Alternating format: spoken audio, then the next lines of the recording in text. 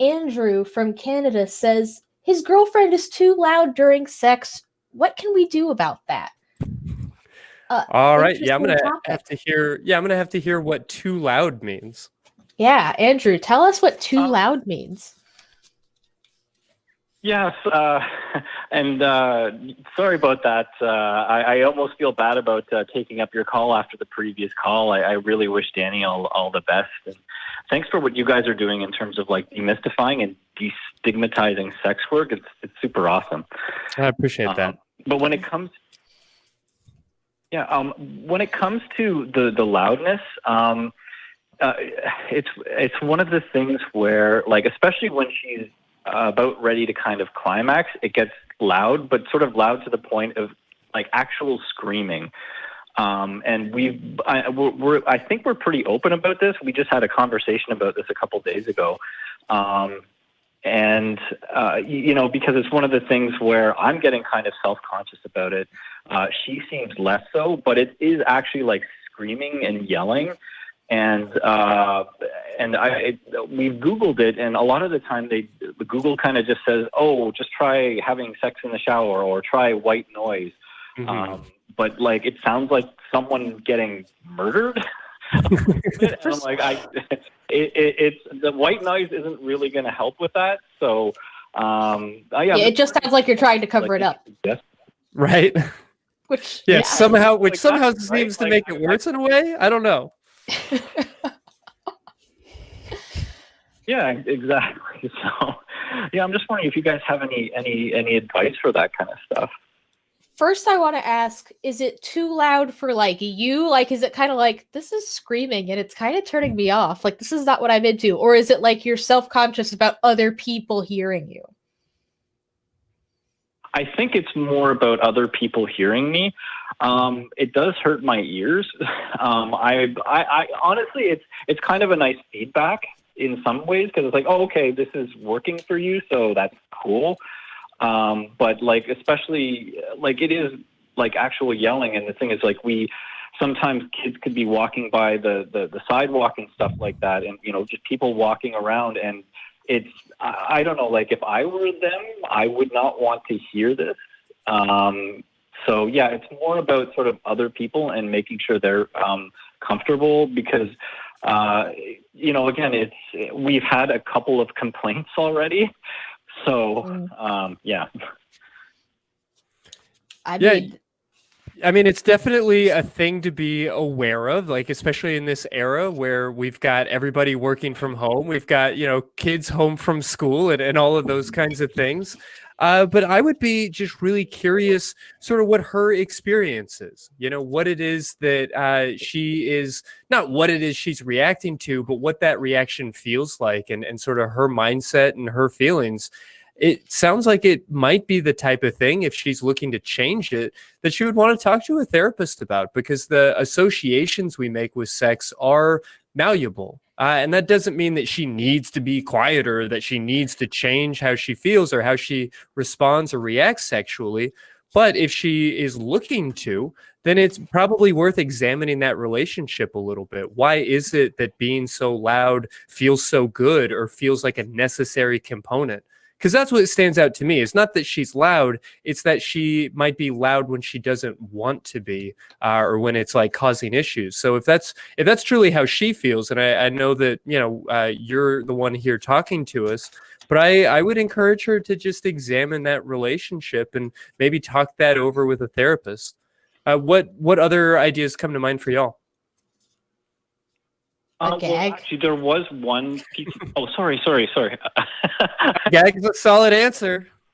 That's the first thing I thought of. I had actually a bit of a problem with that, because my fiance and I moved from an apartment to the house that we now live in, and I was actually less self-conscious in the apartment because our neighbors were always loud. So it was like, fuck it. If they can hear us fucking, well, we can hear their TV and their music, and they're talking all the time at all hours. So who cares?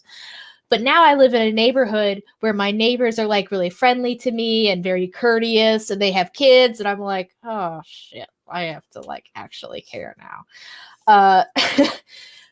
But I mean, I, for the most part, can control that. So I guess, yeah, I'm a little curious as to like what Christy was saying. Like, is that something that she is self-conscious about? Is that something that she wants to control, or does she feel like she isn't as, like, I guess at least for me, I know that like feeling free to be as loud as I feel compelled to be in that experience is very freeing. And I don't know, there's something kind of cathartic about screaming. I don't Yeah. so yeah.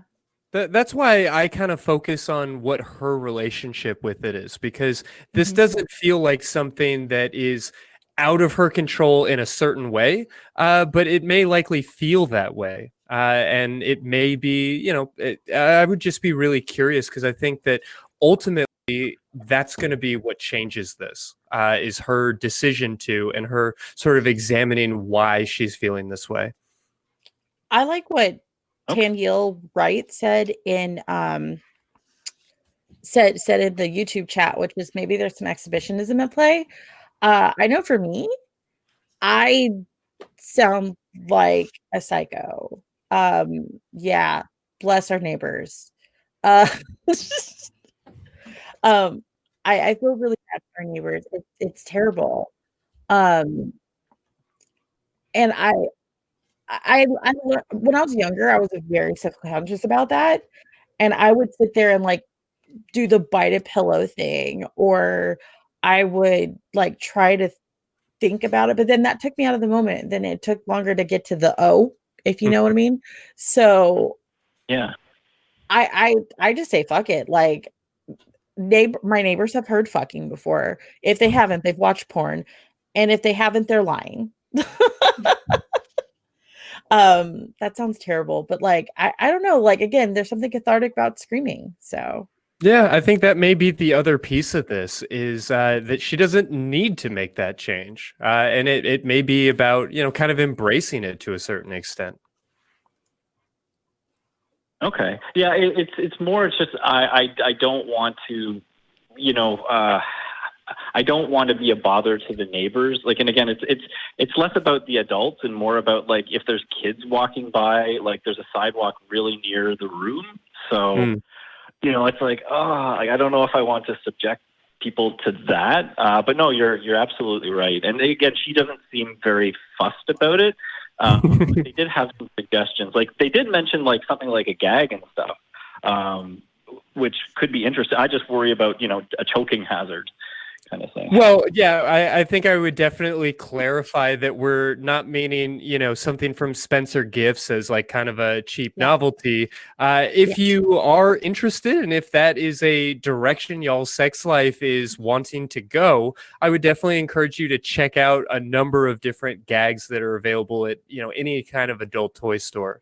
You do want to get something that is appropriately made for that. Rather than improvising carelessly, but you can absolutely find like safe and appropriate toys that may help out. yeah, I was gonna say there's some gags that I totally don't know from experience. Yeah, no, my screaming will still be audible. It doesn't actually help. Sure. So, yeah. Yeah, depending on what you're getting, it may help. It may kind of change that relationship with noise a little bit, which again is only a problem if it's causing a problem. And if it is something that you want to change, then yeah, I think that those are a couple of ways to go about it. Okay, well, I really appreciate the advice, and I'll definitely I'll watch this clip again and definitely act on it. So yeah, thank you for your time. Absolutely, we appreciate you giving us a call.